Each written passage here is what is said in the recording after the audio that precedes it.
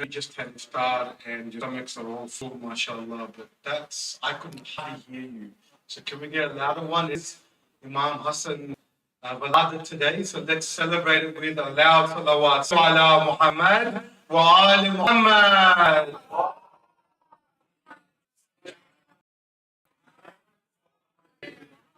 So before we start the program, which is a Waladat of Imam Hassan alayhi salam, just a few announcements.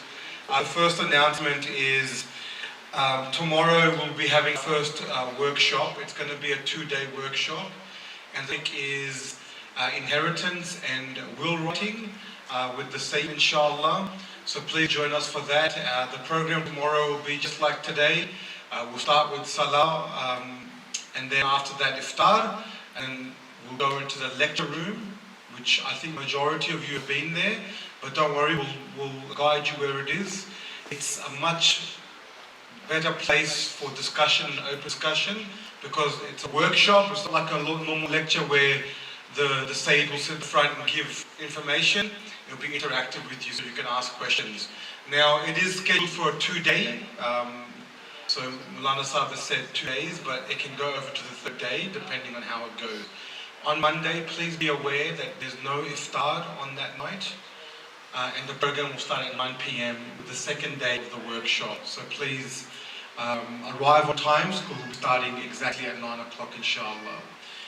Other than that, some other important things to think about is our Ramadan competition is on the 29th of March. If you have not registered your child or children yet, please do so ASAP. Now, it's based off surahs and questions, and the questions will be based off the lectures, okay? So kids, especially for you, you really need to be listening, because the questions will be based on what the Molana will be saying, okay? So we'll have a pool of 10 questions, is that correct? Altogether 10 questions? From every lecture there will be 10 questions, okay? And you will be, it could be random. So you need to listen, you need to pay attention, and I would bring a notepad and a pen so I can write down notes, okay? So you can revise it before the 29th of March. Does that make sense? Kids, any questions about that? No? Alright, you all have to take part, inshallah. It's really fun and really good prizes, okay? So lots of prizes, inshallah, available. Sallu ala Muhammad wa ali Muhammad.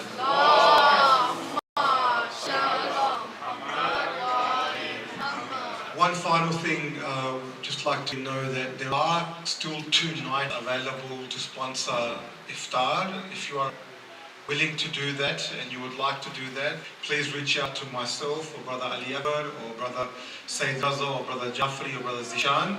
Let us know if you want to sponsor an iftar. Sallu ala Muhammad wa ali Muhammad.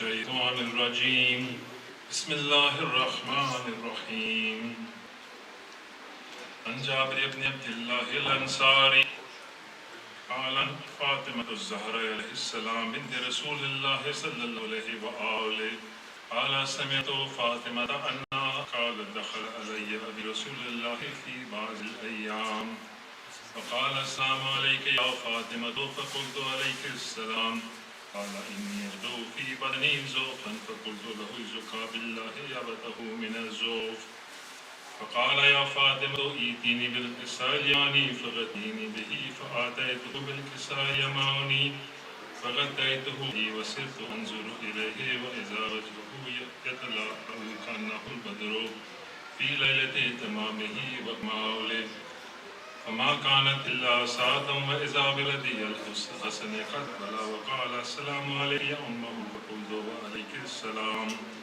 يا قرة عيني وسمرة فؤادي فقال يا أمه إني أم عندك رائحة طيبة كأنها رائحة رائحة جد رسول الله صلى الله عليه وآله فقلت نعم إن جدك تحت الكساء صلوات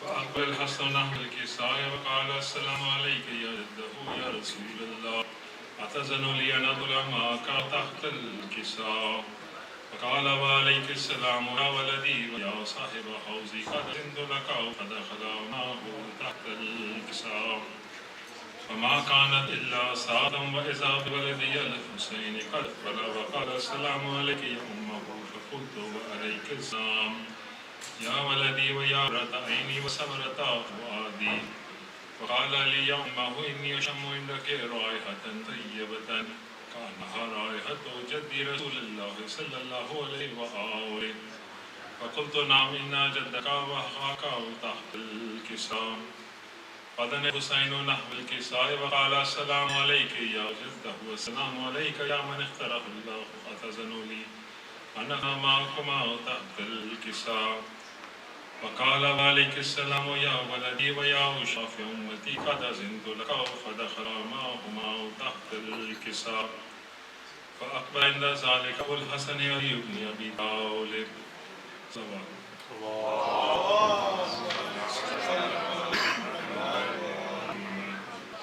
وقال السلام عليك يا بنت رسول الله فقلت وعليك السلام يا الحسن ويا أمير المؤمنين فقال يا فاطمة إني أشم عندك رائحة طيبة كأنها رائحة أخي وابن أمي رسول الله صلى الله عليه وآله فقلت نعم هاو معاوديك تحت الكساء فأقبل علي الكساء وقال السلام عليك يا رسول الله أتزن لي أن أكون معكم تحت الكساء قال له عليك السلام يا أخي ويا وسي وخليفتي وصحب لبائي قد أذنت لها فدخل علي تحت الكساء ثم أتيت نحو الكساء وقلت السلام عليك أبته يا رسول الله أتزن لي أن أكون معكم تحت الكساء قال وعليك السلام يا بني ويا بزتي قد أذنت لك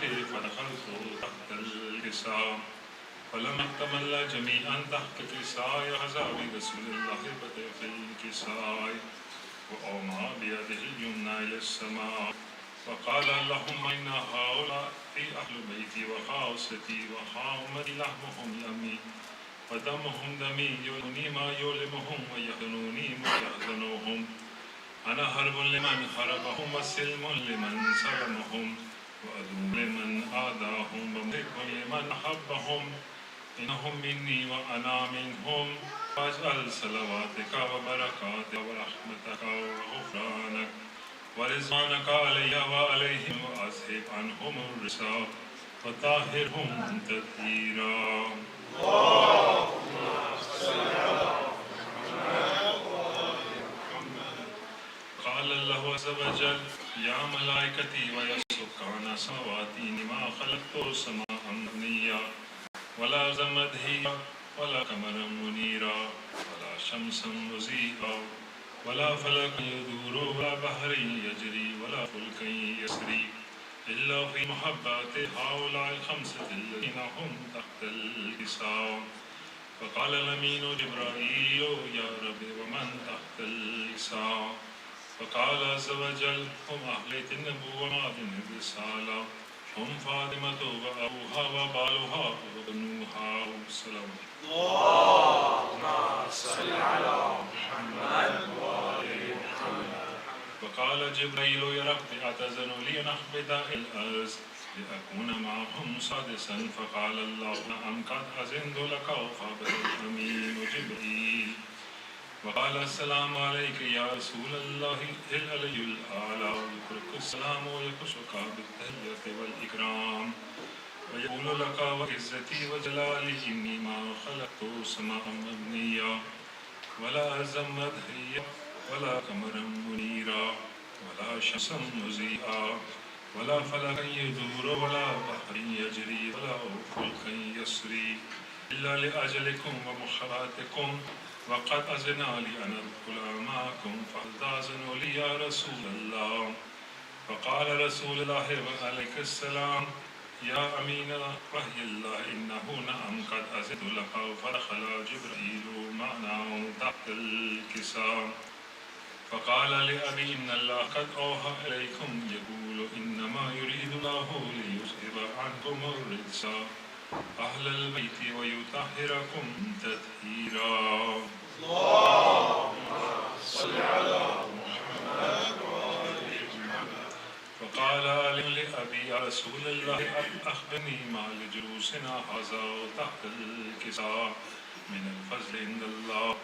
فقال النبي صلى الله عليه وآله والذي بعثني بالحق نبيا واصطفاني بالرسالة نجيا ما ظهر خبرنا هذا في محفل من محافل أهل الأرض وفيه جمع من شيعتنا ومحبينا إلا ونزلت عليهم الرحمة وحفت بهم الملائكة واستغفرت لهم إلى أن تفرقوا.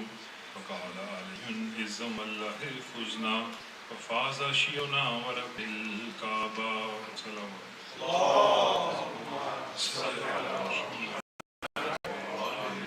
وقال النبي صلى الله عليه وآله ثانيا يا أيها الذي بعثني بالحق نبيا واصطفاني بالرسالة نجيا ما ذكر خبرنا هذا في محفل من محافل أهل الأرض وفيه جمع من شيعتنا ومحبينا وفيهم محموم إلا فرج الله غما ولا مغموم إلا وكشف الله غما ولا طالب حاجة إلا وقضى الله حاجتا.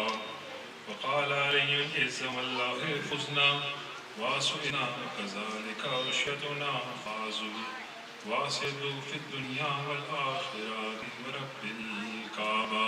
صلوات. اللهم صل على محمد وآل محمد. Now we'd like to invite Brother Osaf to come.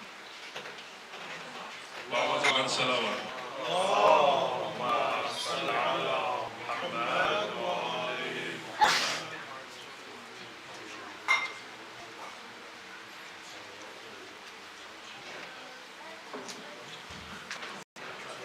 Muhammad wa ali Muhammad sallallahu اللهم صل على محمد وآل محمد. İmam Hasan Mustafa Şanlı Şahidi Cenab-ı Dr. Haşmi Sahib के पेश करें. आप बिस्मिल्लाह.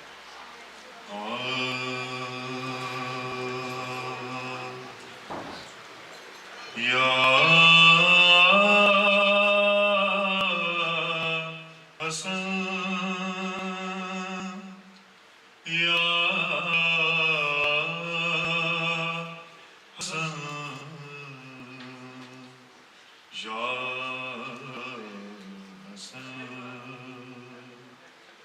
इस तरह है हसन को इस तरह है हसन को पैगंबर लिए हुए इस तरह है हसन को कुरान जैसे सूरे कुरान जैसे सूरे कौसर लिए हुए इस तरह है हसन को मेहताब आज किस लिए निकला है दे मेहताब आज किस लिए निकला है देर से ज़हरा है अपनी गोद में शब्बर लिए हुए इस तरह हसन को और एक दिन तो आँख देखेगी ज़हरा के लाल को। एक दिन तो आँख देखेगी ज़हरा के लाल को। हम ही हैं एतबारे अबू ज़र लिए हुए, इस तरह है हसन को। और क्या जाने कब ये तेरे कौन से करे जिहाद। क्या जाने कब ये तेरे कलम से करे जिहाद। बचपन से है रसूल के तेवर लिए हुए, इस तरह है हसन को। बस आखिरी अख्तर ख्याल ज़रबते हैदर है कल्ब में। अख्तर ख्याल ज़रबते हैदर है कल्ब में। उड़ता हूँ जिब्राइल के शह पर लिए हुए, इस तरह है हसन को। बर Mohammad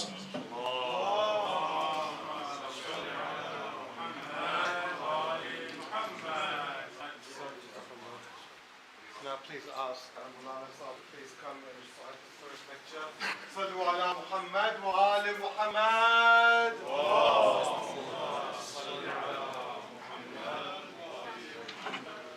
Nare Takbir.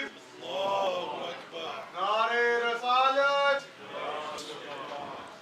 Nare Haydari.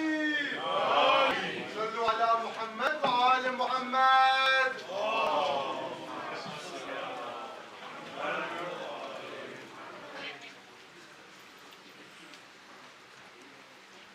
Surah Al-Fatiha.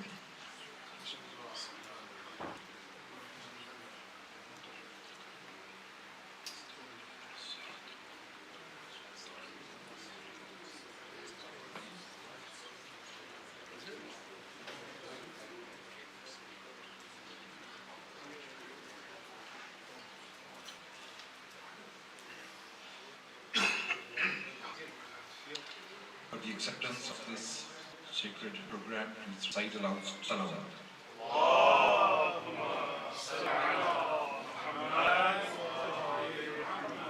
Assalamu alaikum to all of you, brothers and sisters. We hope and pray that Allah subhanahu wa ta'ala accepts the efforts of all the brothers and sisters, myself and all of you in the coming days, inshallah. Another salawat, please.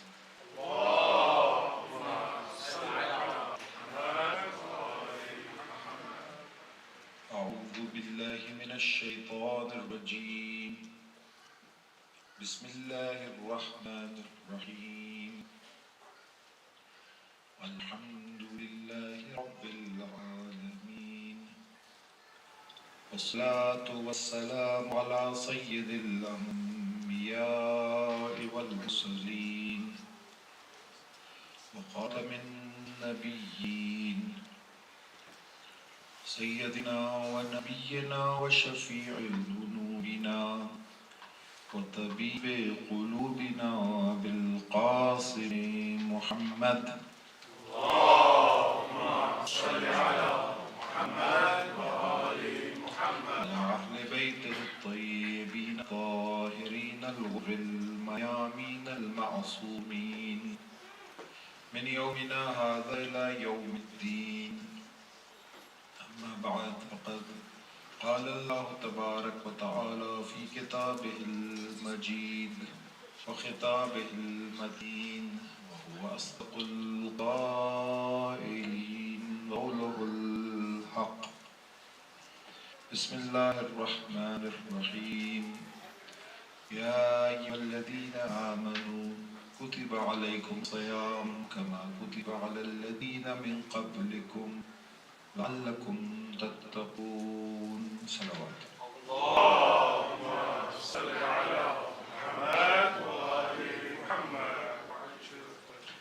Today we are here to celebrate the birthday of our second Imam, and it also marks the middle of the holy month of Ramadan al-Mubarak. Half of this month is gone.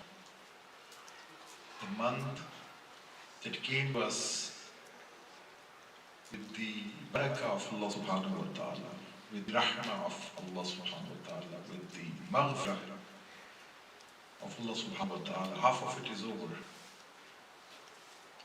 And it is unfortunate that most communities around the world focus on the last part of the holy month of Ramadan. It is important, it is very important. The last part is very important because it holds within this last part the Laylatul Qadr, which is better than 1,000 months.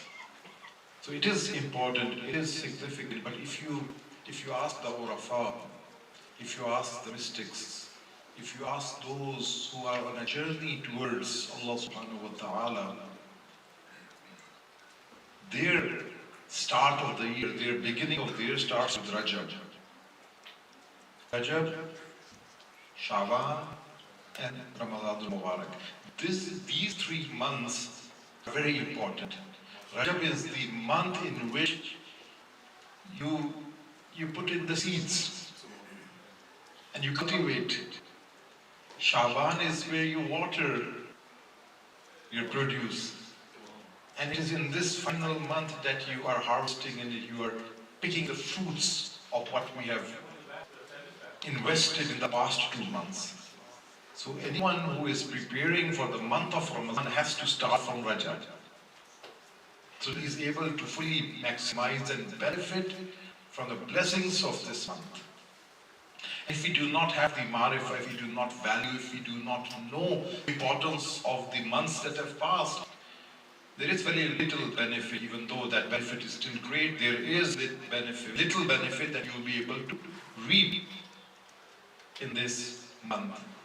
And again, within this month, when the holy month of Ramadan was approaching, the Holy Prophet sallallahu alaihi wasallam, he addressed a sermon to his companions talking about this holy month. And it starts in this manner: Ya ayyuhan nas, O people, qad aqbala ilaykum shahrullahi bil barakah wal rahmah wal maghfirah. O people, the month of Allah subhanahu wa ta'ala is coming to you, or has approached, with rahmah, with barakah, with rahmah, and with the maghfirah and the mercy, the blessings and forgiveness from subhanahu wa ta'ala. And then he introduces this and why it is so important. And in that sermon, inshallah, if time permits, we will talk about this sermon more. He lists the things that one needs to do in this holy month. It's like a plan for this holy month. How are you supposed to spend this holy month? And what is it that barakah means in this holy month when we say that this month is full of barakah? What does it mean? What is barakah? We give du'as to people. May God give barakah in your life. May God give barakah in your wealth, in your children. What does that mean? Things to ponder over and think. And then how does this holy month holds within itself barakah? And the sermon then gives glimpses, pointers to how this holy month holds within itself the barak and how we can harvest. One simple example of barakah is when you get more than the face value of your product. So you can, for example, spend $1 and get something worth $1. You made an effort and you get in return what it is worth for. But sometimes there are deals going on. You spend $1 and you can buy something worth $10. Now this is barakah. That your $1 has now acquired the power to get more than its face value. This is one sign of barakah. In this holy month, even in that same sermon, it says, فِيهِ أَنْفَاسُكُمْ tasbih. You're breathing in this holy month, tasbih of Allah subhanahu wa ta'ala. Inhaling and exhaling. This is not an intentional act. Acts of worship are those acts that you do out of your own intention. Things done without your intention not qualify as acts of worship. You need to have the irada, you need to have the free will. So nobody is going to be rewarded for breathing. But in this holy month, even your breathing becomes an act of worship. And naumakum, the tradition says, your sleep in this holy month. Imagine this, when you sleep in other days, you're not getting any reward for sleeping. But naumakum fihe, your sleep in this holy month, al-ibadah, gets the status of ibadat. So sleeping is regarded as ibadat. Imagine what ibadat would be regarded as. The status of ibadat. The tradition says, the sermon of the Holy Prophet, he says, وَأَعْمَالُكُمْ فِيهِ مَقْبُولٌ. Your actions in this month are accepted by Allah subhanahu wa ta'ala.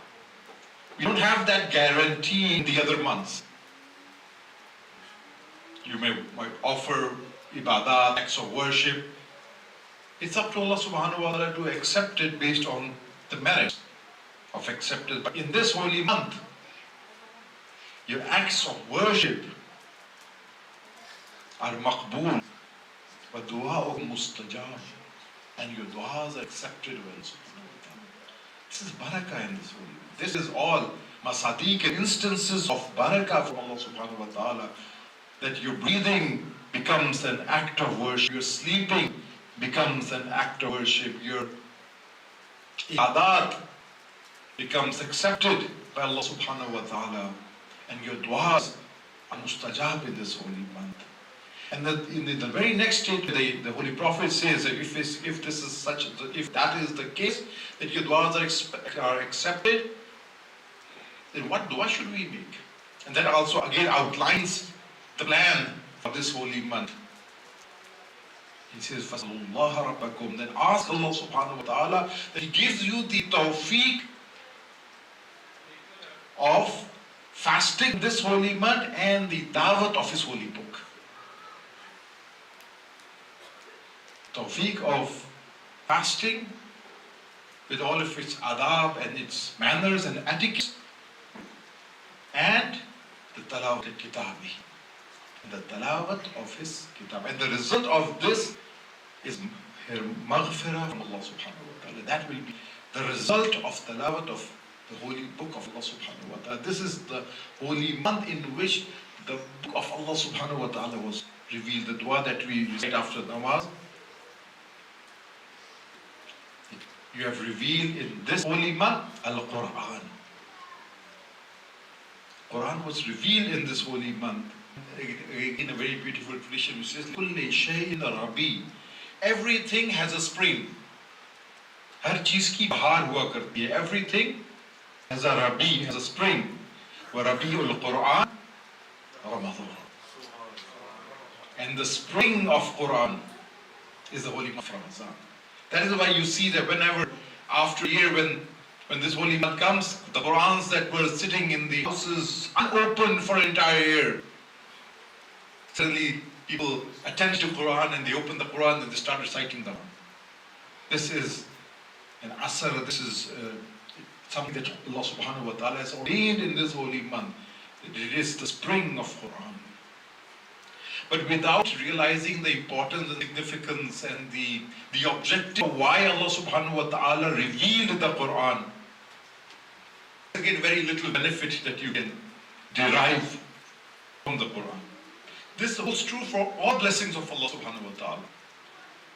All the blessings, there's one simple general rule: if a person fails to recognize and value a blessing of Allah subhanahu wa ta'ala, you will not benefit from that blessing of Allah subhanahu wa ta'ala. Let me give you an example. So this mobile phones, they're very important devices, right? If you give this to a 6-month-old child, even now 6 months old, they understand what this is, right? If you give it to, and if it's locked, they will ask you to open it. If you give this to a 2-month-old baby, what will it do? Yes? It will smash it on the ground, or it will put it, a chew on it, or it will toss it around. But the same device, if I give it to you, what are you going to do? I'm going to be responsible with it. Ask the people, have to ask the parents. Right? And if you give it to the parents, what are they going to do? They will play games on it. They will use it, they will protect it. They'll put a protector on it, a screen. Why a protector on this? And why is the child tossing it around? Why? You value, and you know what you can do with this. You value it. The child, 6 months old, does not know the importance of it. So wherever there is a protective cover, it means that the designer or whoever designed this knows the value of that and he wants to protect it. That goes back to ma'rifat. That goes back to awareness and knowing the importance of certain things. They said that one of the most expensive jewels was once found in the hands of children. They were playing it, they were tossing it around and playing it as a ball, as a stone, as a ball, and passing it around. And a jeweler was passing by, and he happened to see that stone, and the moment he looked at that stone, he immediately realized the importance of that stone. And he called the children and he said, are you willing to exchange this stone for a football? You can play better with this football. Give that stone. And the kids made that exchange. They gave away that precious jewel for a football. And they were very happy with that deal. What a wonderful deal we have made. And that stone today is even found, is placed in one of the beautiful museums of the world. What happened? Those kids did not value, those kids did not know the value of that jewel. Same goes with every blessing of Allah subhanahu wa ta'ala. If we do not value the Holy Quran as a blessing of Allah subhanahu wa ta'ala, if we do not look at this Quran as a constitution from Allah subhanahu wa ta'ala, a way of life from Allah subhanahu wa ta'ala, it is possible that we might exchange this Holy Quran, this way of life, with some other way of life. And think that we have made a wonderful deal. If we do not know the value of this holy month of Ramadan, this month will come and go. And we will not be able to make any benefit of this month. And one of the examples of the Holy Quran that I mentioned is that of a genius.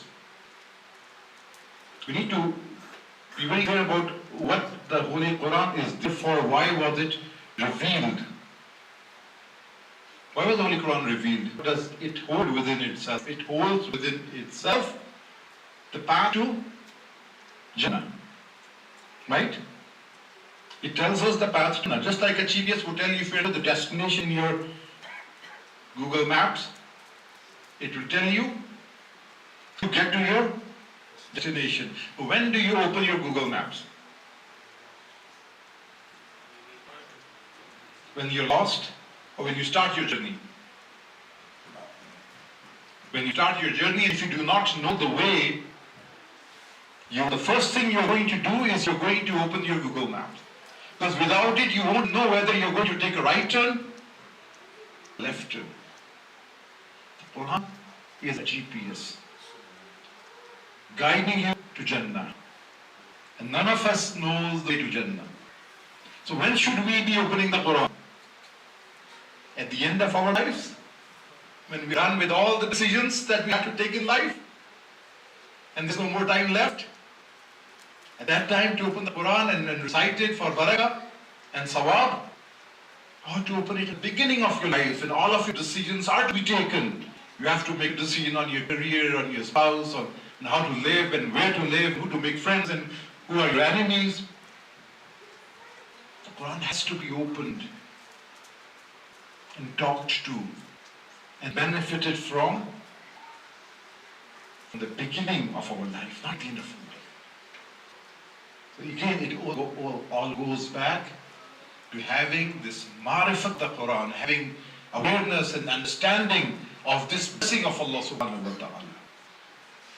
And if you do not have the ma'rifat of the Quran or of Islam or of the Imams or of the religion of Islam or even of Allah subhanahu wa ta'ala, it is not possible to love the Ahlul Bayt, it is not possible to worship Allah subhanahu wa ta'ala if you do not have the ma'rifat of Allah subhanahu wa ta'ala or the ma'rifat of the Imams. This is very important, and that is why we find in traditions that أَفْضَلُ الدِّينِ مَعْرِفَتُهُ.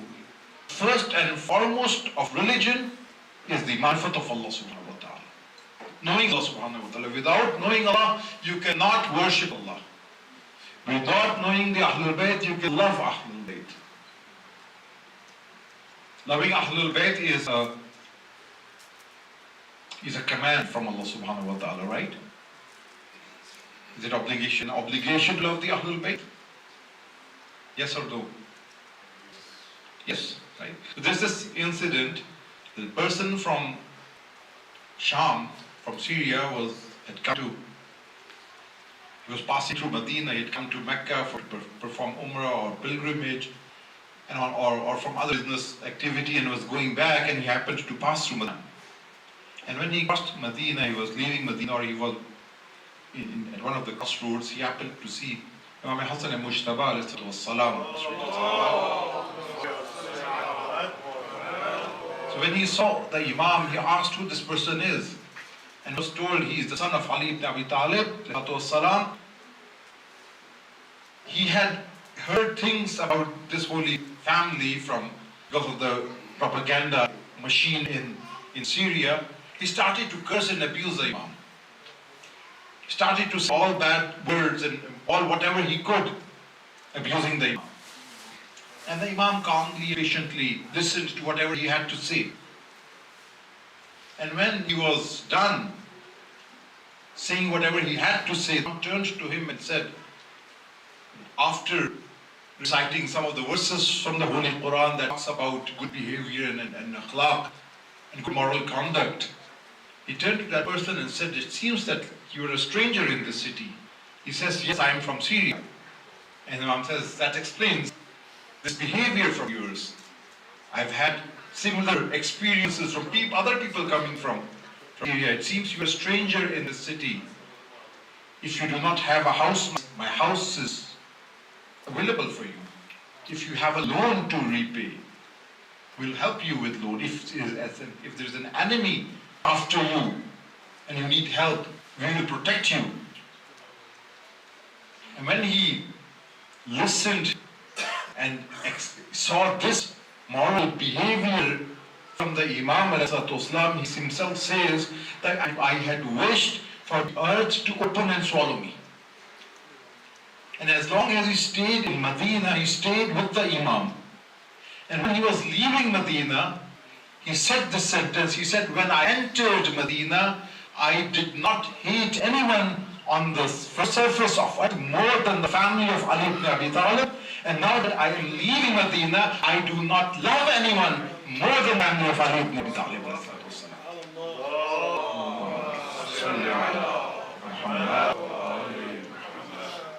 What happened?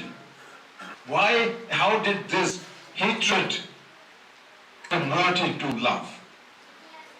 What changed? Marifat. He did not know the Imam before he came to Medina.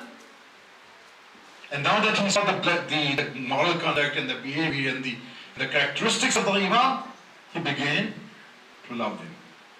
It is this marifat, this awareness, this understanding, this knowledge of the Imam and the actions of the Imam that will make us love the Imam, that will make us submit to Allah subhanahu wa ta'ala. So if we want our kids to worship Allah subhanahu wa ta'ala, they should have this marifat of Allah subhanahu wa ta'ala. They should know where the blessings of Allah subhanahu wa ta'ala, where the blessings are coming from. If they can connect every blessing that they have to Allah subhanahu wa ta'ala, that He is the provider of all the blessings, then automatically they will begin to submit to Allah subhanahu wa ta'ala. Begin to love Allah subhanahu wa ta'ala and put their heads in prostration before Allah subhanahu wa ta'ala. So this is what we need to be working on. Coming back to that question, loving Ahlul Bayt, is it wajib? Yes, it is a command of Allah subhanahu wa ta'ala. Would Allah subhanahu wa ta'ala command us to do things that are not in our control? Is it a wise statement to command yourself, your children, for example, to go to sleep at 8 o'clock? Or for example, is it wise to command from Allah subhanahu wa ta'ala to command us to fly?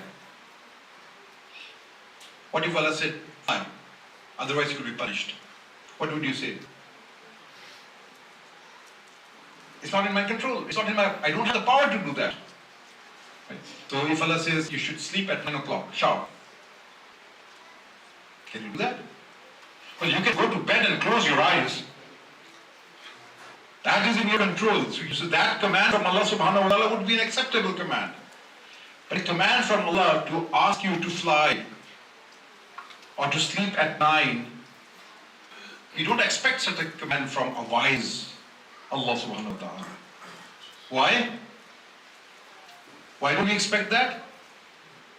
Because it is not in my control. It is not in my power. So Allah subhanahu wa ta'ala does not command us to do anything that is not in your control, in your power. A loving someone, is it in your power?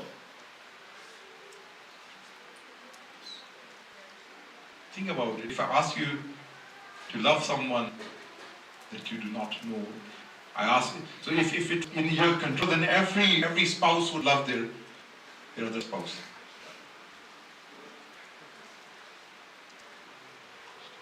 You love some people and you hate some people. It's in your power to start loving the person that you hate, or starting the person that you love. Is it in power? Yes or no?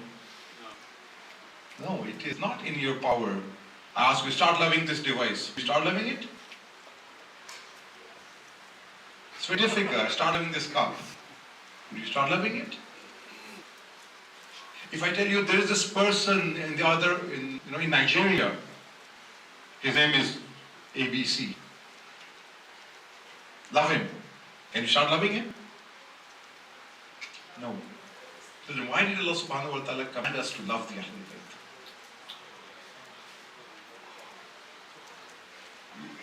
Allah does not ask us to do things that's not in our control. So the hukum, Allah is not only commanded to love the Ahlul Bayt, loving the Ahlul Bayt, al-mawadda fil qurba, is part of the ajr of risalah. It's ajr risalah. And Allah has commanded us to do that. And loving somebody is not in your control.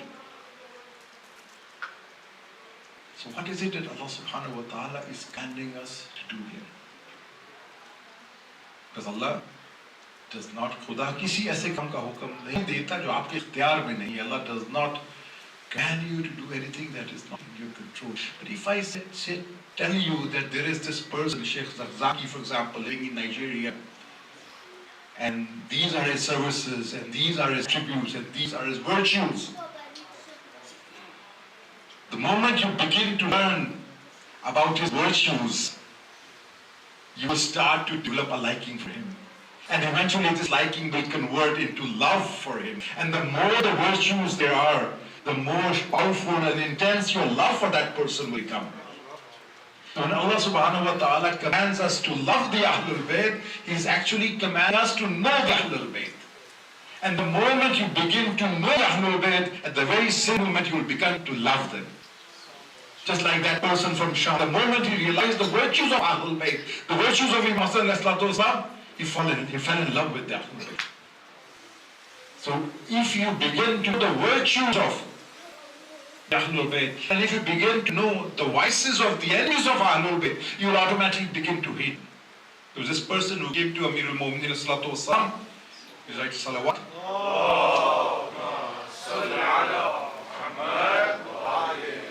And he said, I have a friend who loves you and who loves your enemies. What do you say about him? The Imam said, he is A'war. A'war is a person who is blind of one eye. एक आंख जिसकी काम करती हो, he is A'war. Because he sees our virtues, he loves us. But he does not see the vices of our enemies. हमारी खूबियां, हमारे कमालात तो देख रहा है, हमारे दुश्मनों की के ऐब नहीं देख रहा. And then he said, this state will not remain for too long. That he loves the Ahlul Bayt and he loves it. You know, you find people who say, we love the Ahlul Bayt, we love the enemies of the Ahlul Bayt. He said, this cannot happen. This state of his will not remain for long. Either his other eye will open, and he will begin to see the vices of the enemies of Ahlul Bayt, and then he will begin to love us and hate them, or this eye that is open, it will also get closed. Marifat. Knowing these personalities and knowing the virtues of these personalities, that is a command from Allah subhanahu wa ta'ala when we commanded to love the Ahlul Bayt. And it is knowing these personalities, knowing what they did, what they stood for, that our love for them will increase. One of the alqab, one of the titles of our Sayyid Imam is Kareem. When he himself was asked, what does Kareem means? He said, Al-Atiyya qabla al-mas'ala. Ata karna मांगने से पहले. To give before you are asked. وإطعام الطعام في المحل. And to feed where needed. When the time is there to feed, you feed. It is said that this Imam of ours, twice, he gave everything that he owned in the way of Allah subhanahu wa ta'ala. And thrice he shared half of what he had with the poor for the sake of Allah subhanahu wa ta'ala. And there is very delicate adab in whatever they did and how they did. And I would like to point to some of them in over 15 minutes that we are left. Inshallah, I will wind up in 15 minutes. And it's important to pay attention to the delicacy of the religious teachings. So a person comes to the mosque and he was in need of money and he asked for help, and one of the companions gave him 5 dirhams. He asked his companion, can you guide me to someone who can help me more? And Imam Hassan was in one of the corners, guided him to, pointed him to that person and him to the Imam. And he asked the Imam for monetary help. The Imam responded, before helping him, that it only befits a person to seek financial help in one of the 3 cases. When you're asking for help, only 3 cases befits a person that he should be asking for money. Number one, if there is blood money on you, if there's a diya on you, there's blood money, and you don't have the power to pay it, then you can ask. If you are under a heavy loan and you cannot repay, then you can ask for monetary help. If you are so poor that you cannot do your house, you are not sustained unless you have to ask. Only then one should ask, which category do you belong to? And he said, I belong to the third category. And the Imam Hassan gave him 50 dirhams. And Imam Hussain was there, and Imam Hussain gave him 49. He gave him 49, and Abdullah ibn Jaffr was there. He gave him 48. Why 50? Why did Imam Hussain not give him? Imam Hussain gave him 50 as well. Why did Abdullah ibn Jaffr give one less than what Imam Hussain gave? Because Imam Hussain was the Imam at the time. It would be khilaf adab to give the exact same amount. In regard to what Imam Hassan had given, Imam Hussain gave 1 dinar less. And Abdullah ibn Jaffar, in regards to the payment that Imam Hussain had given, he gave 1 less. Where will you find this kind of adab? In any other religion, you're not going to find that. In one of the traditions, when a family came to visit, and you will know many Ali ibn Abi Talib, Sallu ala Muhammad wa ali Muhammad.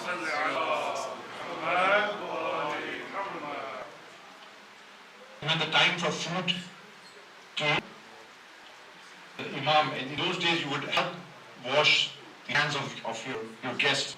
So the Imam Ali himself washed the hands of this guest, they were father and son together in that as a guest. So the Imam Ali stood and he washed the father's hands. And then the son was out there. The Imam ordered his son to wash the hands of that other child.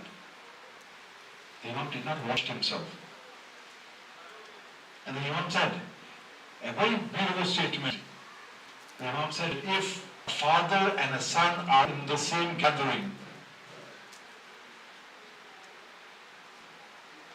if a father and son are in the same gathering, the respect you show to the father should be higher than the respect you show to the son. जो एहतराम बाप को आप बाप का दिखाएंगे, या जो एहतराम आप बाप को देंगे, बेटे को एहतराम नहीं देंगे. Imam said, talking to the child, if your father was not, I would have washed your hands. But because I washed your father's hands, my son is going to wash your hands. This difference, these are the intricacies and delicacies that Islam has taught us. There were certain guests that had come to visit this holy family, and when the Imam had served them and helped them and were being very hospitable to them, and when the time came for those guests to leave, the Imam gave them all they needed to go, the provisions. But then he stopped. He said to his servants, do not help them in packing stuff. When our guests are leaving, we carry their bags and go and put in the car, and we do all those things. The Imam said, do not help them. Let them pack themselves. And they were surprised, and they thought they had done something wrong. And they offended the Imam. And they said, Imam, we had such a good time, your hospitality. When you're leaving, you have stopped your servants from helping us. He said a beautiful statement. He said, हम उनमें से नहीं हैं जो अपने मेहमानों को अपने से दूर करने में उनकी मदद करें. We are not from those who help their guests to go from them. We do not help our guests to leave us. While packing your stuff, carrying your stuff is going away, is leaving. We do not help our guests in leaving us. A sign to show that we are not happy with you leaving. That is why in Islamic ethics it is said that when your guest is leaving, do not open the door for them. part of Islamic ethics. We have forgotten all of this. When your guest is leaving, jab mehman aaye, when the guest comes, open the door. I can see what you might be saying. And when the guest is leaving, do not open the door for them. Let them open the door themselves, as a sign showing that you are not happy with them leaving. Today, if you don't open the door for them, they will be upset. If you don't help them pack and if you don't help them leave, we have lost the Islamic sense of morality, Islamic sense of ethics. Which is unfortunate. The moment you start learning about these virtues of the Ahlul Bayt, your love for them begins to grow. Because they were here to perfect the morality of humans. Even when it comes to helping the poor, it is said that when the Imam would give something to the poor, he would ask that person to pray for him. And there's a key to solving your problems in this state. He says that whenever the teaching says that whenever you help someone, kisi ki mushkil hal rahe aap, when you solve someone's problems, any dua that he makes at that time, Allah will accept it. Not the one who is being helped, the poor person, the poor fellow. You help someone and he makes a dua. It will be accepted. Any dua that he makes for you at that time, Allah will accept it. So he used this rule of Allah subhanahu wa ta'ala, and whenever he would help someone, he would ask that person to pray for him. To please pray for me. So if you have any problem that is not being solved or you're in any difficulty, find a poor person, help him, solve his problem, and ask him to pray for you. Guaranteed acceptance of it. A person once, about to finish inshallah, a person once visited the Imam and asking for help. Not only how the Imam helped, the way he would help, and whenever they help people based on their marifat, on their knowledge. There's another detailed story, inshallah, some other time. A person comes to the Imam and asks for help by reciting some verses, some poetry, expressing his need. He says, "Lam yabqli shay'un yuba'u bidirham." So there's nothing left. I do not have anything left with me that can be sold for even a dirham, for even a silver coin. कुछ नहीं बचा मेरे पास बेचने के लिए. यकफीका मंज़रु हालती अल-मुख़्ली. My physical appearance testifies to my statement. मेरी जो हालत है, ये कोई इसको देख ले, वो समझ जाएगा कि मैं जो बात कर रहा हूँ, ये सच है. My physical attire, my physical statement is enough to testify. I have nothing left. إلا بقايا ماء وجهي صمته. Except my honor that I have protected now. मगर वो आबरू वो नहीं बेचे अभी तक, उसको बचा रहा हूँ.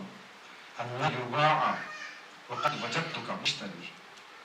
I'm protecting my dignity and my honor, and now I have found a customer for my honor. In other words, I have come here, and by asking, I am putting my honor at stake. I am putting my honor for sale. And this statement of his shows his value, his understanding, and his word, what he values. He values his honor the most. And that is what he's been trying to save. And now he is in a situation where he's now forced to sell his unto me. The Imam called his worker, his servant, and said, "How much do we have?" He said, "We have 12,000 silver coins at home." The Imam called him and said, give all of it to him. Give all of it to him. And he calls that person and he says, Khuzil, take this little amount that I have. 12,000 dirhams. Khuzil qalil bakun kannaka lam tabir. And be خذ قليل وكن كأنك لم تبع ما صنته وكأنك لم نشتري. And be as if you did not sell anything and I did not buy anything. ना तो मैंने अपनी आबरू बेची, ना मैंने तेरी आबरू खरीदी. रखो अपने पास and take this 12,000 dirhams. Where in the world do you find such morality? Nowhere. These are teachings of the Ahlul Bayt. These are teachings of these great personalities that we are missing today, that this world needs the most today. That's why the whole of humanity needs to thank the Holy Prophet and the Imams for bringing these messages, these divine messages, which the entire world is in need of. I will finish off with this saying from Imam Hassan al-Salam when he was leaving this world on his deathbed. A person, one of the companions of the Imam, came to Imam and asked for advice. So imagine a person leaving this world and you ask him for advice. That would be the summary of his life. That would be the crux of his life. Imam gave him one advice. He said, Iza aratta, and this advice is so general and so comprehensive that if one lives his life based on this advice, salvation is guaranteed. He says, Iza aratta izzan la ashira. If you want izzat, if you are without the backing of a tribe, if you do not have Ira, if you do not have a tribe to support you, if you do not have your party to support you, then you write Izza. Iza aratta izzan bila ashira wa hayban bila sultan, and you want hayba, you want dignity, you want prestige, without the backing of a government, what should you do? فاخرج من ذل معصية الله إلى عزة الله. Exit the abjectness and exit the humiliation of disobeying Allah and enter the glory of obedience to Allah. Leave the domain of sins and enter into the domain of obedience to Allah. This is the message of Islam. This is the message of the Quran. This is the message of Ahlul Bayt, and this is why they sacrificed all of their lives, all of what they had in order to preserve this message, so that we can all live. And this is the message of the holy month of Ramadan as well.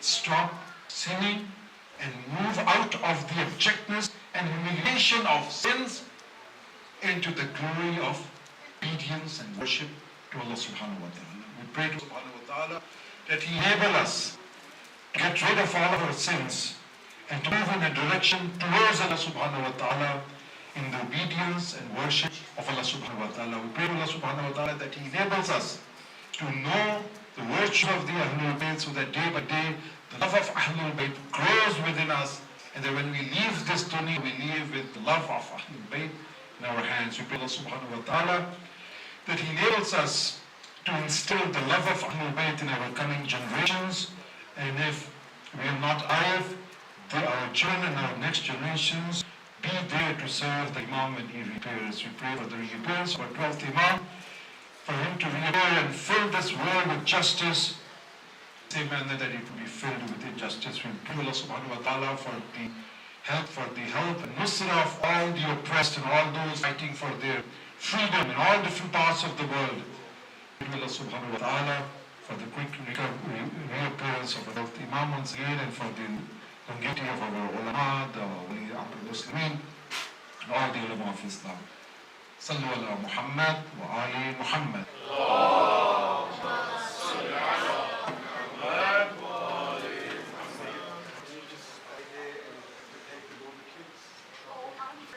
Alright kids, you want to, I'll just take this chair away, the microphone.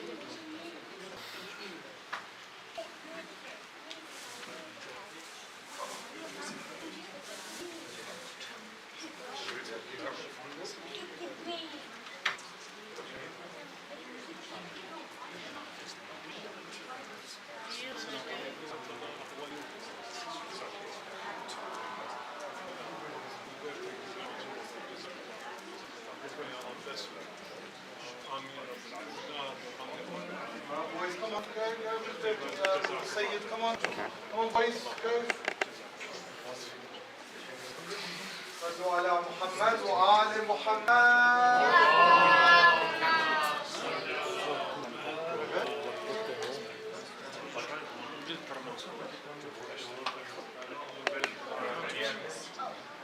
Too old for this? It's good.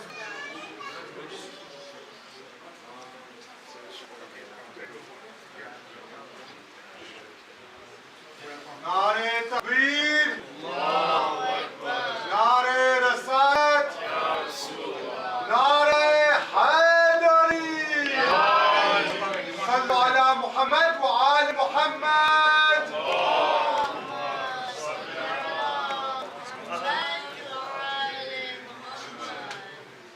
I'll distribute to everybody. You can get off stage now. Say thank you to the Molana Syed.